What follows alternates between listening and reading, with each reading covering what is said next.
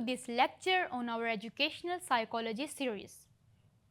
Today, we will explore a powerful and transformative perspective in education, the humanistic approach. Rooted in the human-centered philosophy of Maslow and Carl Rogers. This session will guide us in exploring practical strategies, examples, and reflective activities aimed at creating deeply supportive learning environments for all. This session is specially designed to help us understand how to create more holistic, student-centered learning environments where each learner feels valued and supported. We will discuss how humanism encouraged educators to nurture not only academic success but also the personal, emotional, and social growth for every student. So grab your notes, settle in, and get ready to reflect, question, and learn together. Let's begin with a simple yet important question. What is humanism? Humanism is more than just a theory. It's a philosophy that places the human experience at the very heart of education. It values personal growth, dignity, emotional well-being, and freedom to make choices. And its core, humanism recognizes that learning is not only about absorbing information but also about becoming a fulfilled, self-aware, and responsible individual. In an educational setting, humanism means seeing students as a whole, individuals, not merely as test scores, data points, or empty vessels to be filled with facts.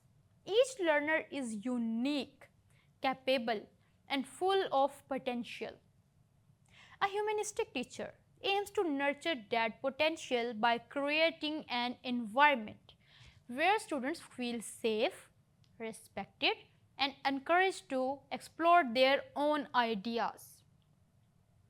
The roots of humanistic thinking can be traced back to the ancient Greek philosopher like Aristotle, who emphasized reason, virtue, and the development of character.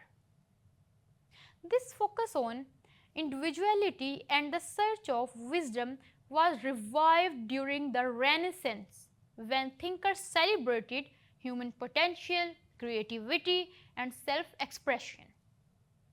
In modern times, educational reformers like Jean-Jacques Rousseau and Maria Montessori promoted child-centered learning, where the needs, interests, and abilities of the learners come first. Rousseau believed education should be in a harmony with the child's natural development, while Montessori created classrooms designed to foster independence and curiosity. Humanism in education truly took full shape in 20th century with the work of Abraham Maslow and Carl Rogers. Maslow introduced the hierarchy of needs, highlighting how basic needs like safety and belonging must be met before a person can focus on learning and self-actualization. Roger emphasized empathy, active listening, and student-centered teaching, where the learner is an active partner in the process rather than a passive receiver. Consider a real life example. In a high school English class, instead of assigning the same novel to everyone, the teacher allows students to choose from a selection of books based on their interest. Discussion are shaped by the student. Questions and projects can be creative, such as making short films, writing alternative endings, or connecting the story to personal experiences. This approach honors student choice, foster engagement, and support emotional as well as academic growth perfectly, representing the principles of humanistic education. Humanism and psychology. Now that we understand what humanism values, let's connect those ideas to psychology, especially through two key figures, Abraham Maslow and Carl Rogers. Maslow's hierarchy of needs. Maslow introduced the hierarchy of needs, a pyramid that starts with basic needs like food, water, and safety, then moves up through love and belongingness, esteem, and finally to self actualization, the drive to fulfill one's highest potential. In education, this model tells us something powerful. If a child is hungry, anxious, or does not feel safe, they simply cannot focus on learning. This simple truth is at the heart of humanistic education. Learning is not just an intellectual process, it's deeply connected to a student's emotional and physical well being.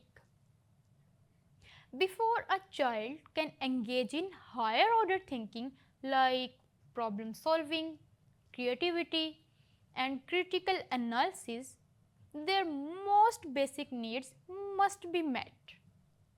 That's why many schools go beyond academics to provide breakfast programs, counseling services, and safe, sportive classroom environments. A nutritious breakfast ensures students to have the energy to concentrate and retain information. Counseling services give them a safe space to talk about worries, bullying, or family challenges that might otherwise distract them. Safe, inclusive classrooms foster a sense of belonging, allowing students to take academic risk without fear of judgment or harm. These sports directly align with Abraham Maslow's hierarchy of needs. At the base of hierarchy are psychological needs like food, water, and rest, followed by safety, both physical and emotional.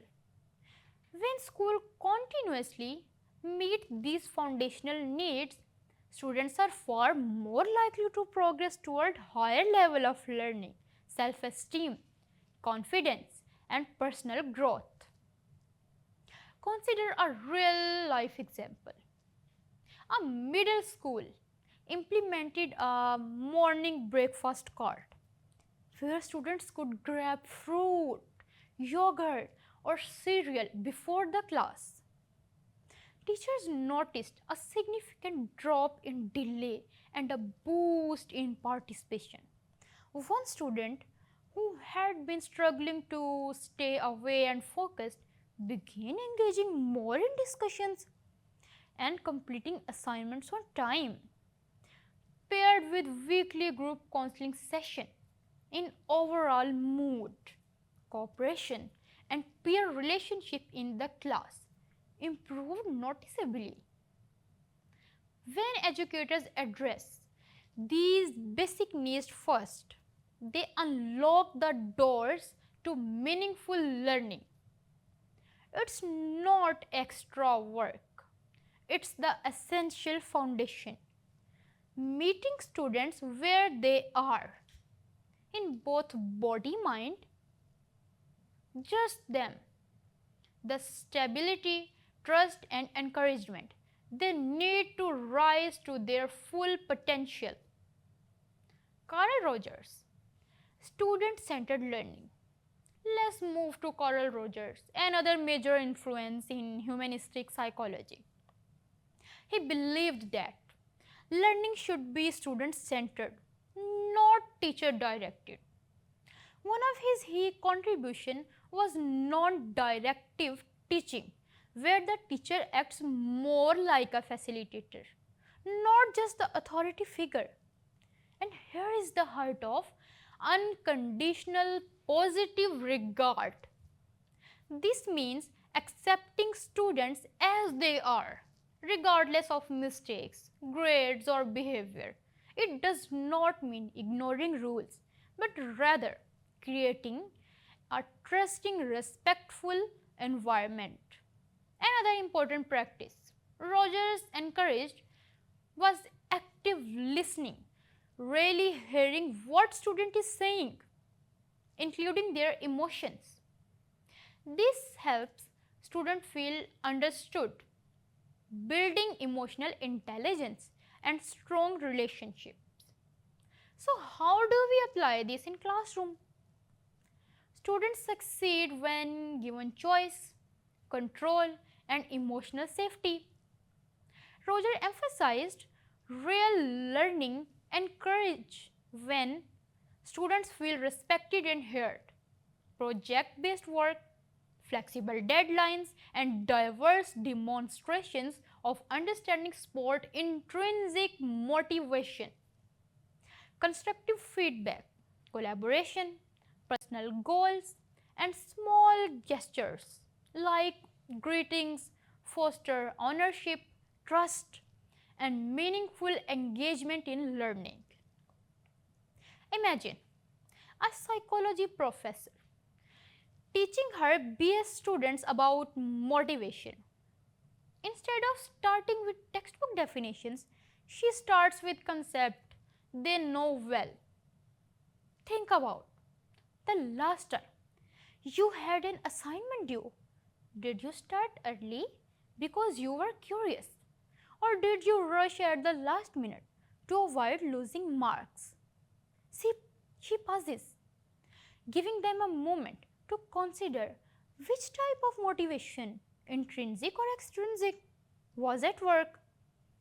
This personal link to their own classroom habits instantly catches attention. She gives option.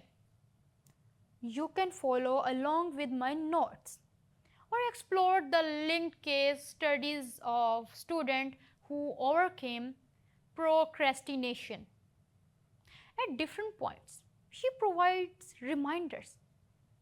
Pause here and write down one thing that keeps you engaged in class and one thing that distracts you. She encourages sharing these reflections in the discussion forum so classmates can compare and learn from each other's strategies. By grounding theory in familiar experiencing, offering choice in how to engage and valuing each student's perspectives, she applies Carl Rogers' humanistic principle, transforming a standard lesson into an active, personally meaningful learning journey. So, what can we take away from today's session?